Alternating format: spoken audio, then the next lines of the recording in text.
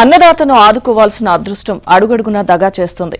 రంగురంగుల బంతిపూలతో లాభాల పంట పండుతుందని ఆశపడ్డ రైతుకు కన్నీరే మిగిలింది. ఉమ్మడి చిత్తూరు జిల్లాలో బంతిపూల ధరలు పాతాళానికి పడిపోవడంతో రైతులు లబోదిబోమంటున్నారు. పెట్టుబడి కూడా రాక పూలను రోడ్లపై పారబోస్తూ ఆవేదన వ్యక్తం చేస్తున్నారు. చిత్తూరు పూల రైతుల కన్నీటి గాథపై ఏబిఎన్ స్పాట్లైట్.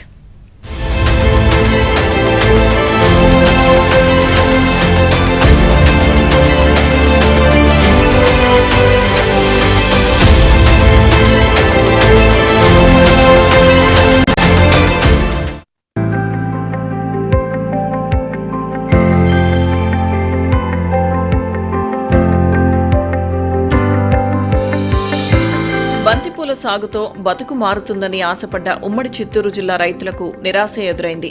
పలమనేరు, కుప్పం, వీకోట ప్రాంతాల్లో ఎకరాల కొద్దీ సాగు చేసిన బంతి తోటలు ఇప్పుడు కన్నీళ్లు పెట్టిస్తున్నాయి. శివరాత్రి పండుగ వేళ కాసుల వర్షం కురుస్తుందనుకుంటే మార్కెట్లో కనీస మద్దతు ధర లేక రైతులు కన్నీటి పర్యంతమయ్యారు. ఆశగా పెంచిన తోటలు ఇప్పుడు అన్నదాతకు భారంగా మారాయి.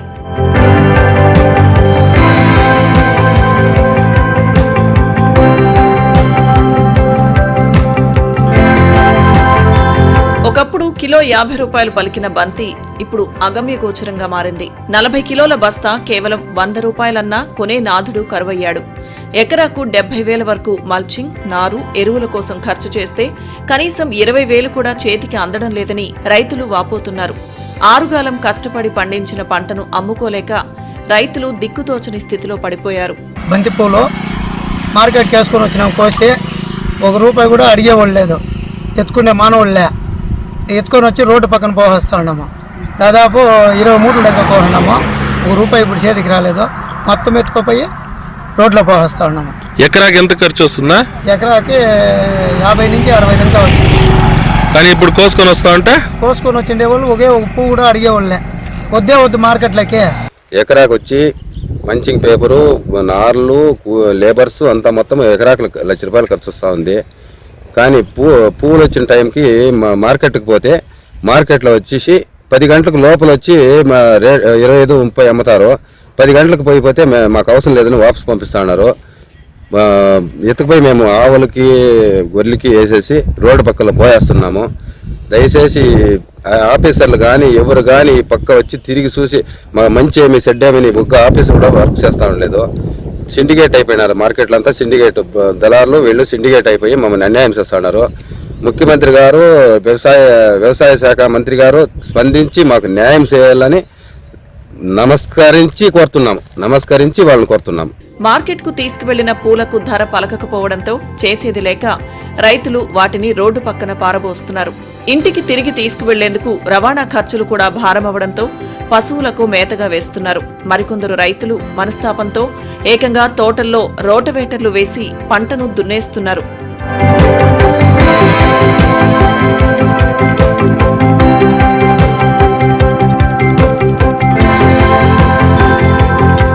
అందంగా వికసించిన పూలు ఇప్పుడు అనాథల్లా వీధుల పాలవుతున్న దృశ్యాలు కలచివేస్తున్నాయి. వ్యాపారులు, మధ్యవర్తులు కుమ్మక్కై రైతును నిలువునా ముంచుతున్నారనే ఆరోపణలు వెల్లువెత్తుతున్నాయి. ఉదయం 10 గంటల లోపే కొనుగోళ్లు ముగించి ఆలస్యంగా వచ్చిన పూలను తీసుకోకుండా మొండికేస్తున్నారు. మరోవైపు ఉద్యానవన శాఖ అధికారులు రైతులకు పంటల సాగుపై ముందస్తు అవగాహన కల్పించకపోవడం వల్లే ఈ అధిక దిగుబడి, తక్కువ ధరల సంక్షోభం తలెత్తిందని సామాన్య రైతులు ఆగ్రహం వ్యక్తం చేస్తున్నారు. ఇట్లా 3 ఎకరాలు పంట చేసినాము.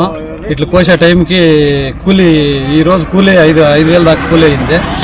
మార్కెట్కి ఎత్తుకొస్తే మార్కెట్లో పోలేదు. పూలు ఎత్తుకొచ్చి రోడ్డుకి వేస్తాను. ఏం చెప్తానన్నా మార్కెట్లో పూలే వద్దుంటా ఉన్నారు. ఎంత అయింది నా ఖర్చు? ఇప్పుడు మీకు ఖర్చు దాదాపుగా ఇప్పుడు 3 లక్షల వరకు వచ్చింది. 3 లక్షలు. ఇప్పటి వరకు ఏం రూపాయి రాలేదు. ఈ రోజు కోసి ఎత్తుకొచ్చేదానికి ఎంత ఖర్చు అయింది? 5,000 ఖర్చు వచ్చింది. కానీ ఏం రాలేదు. ఇప్పుడు రోడ్లో పారేస్తా ఉన్నారు. ఇట్లా బంతిపూలు నాటి ఎకరాకి 70,000 ఖర్చు పెట్టి నాకు 20,000 కూడా రాలేదు. పూర్తి మార్కెట్ పూలు వేస్తే బిల్లులు ఇస్తా ఉంటే రేట్లు పోతా ఉండేదని ఖాళీగా పంపిస్తున్నారు. అది చూసి ఏం రానేది, సంక్రాంతి పండుగ వస్తుందని ఆ రోజు వేస్తే కూడా బిల్లు రాలేదు. సూర్యాతి పండుగ 15 మూటకు వస్తే కూడా బిల్లు వేయలేదు. అందుకే ఎక్కువ రోడ్లు వచ్చాము కొడుకు కలిపోయి. మాకు చంద్రబాబు నాయుడు నీళ్ళు ఇచ్చి పెట్టినారు కానీ ఈ రైతులకి గిట్టుబాటు ధర వస్తూ ఉంటాయి పూలది. ఎక్కడ తిరిగి లాస్ అయిపోయి చెట్లంతా కట్ట వేపించేసి పొడుపు పాల్పోయింది. 70,000 లాస్ అయిపోయి కంపెనీ ఇంట్లో ఉండిపోయినాం సార్. కృష్ణా జిల్లా నుంచి కూడా దిగుబడి పెరగడంతో మార్కెట్ కుదేలైంది. పండుగ పూట పండుగ చేసుకుంటామనుకున్న రైతులకు అప్పుల తిప్పలు తప్పడం లేదు. పెట్టిన పెట్టుబడి మట్టిపాలై అప్పులు ఎలా తీర్చాలో తెలియక కుప్పం, పలంనేరు రైతులు దీనావస్థలో ఉన్నారు. ప్రభుత్వం వెంటనే స్పందించి నష్టపోయిన బంతి రైతులను ఆదుకోకపోతే అన్నదాత కోలుకోవడం కష్టమేనన్న వాదనలు, డిమాండ్లు వినిపిస్తున్నాయి.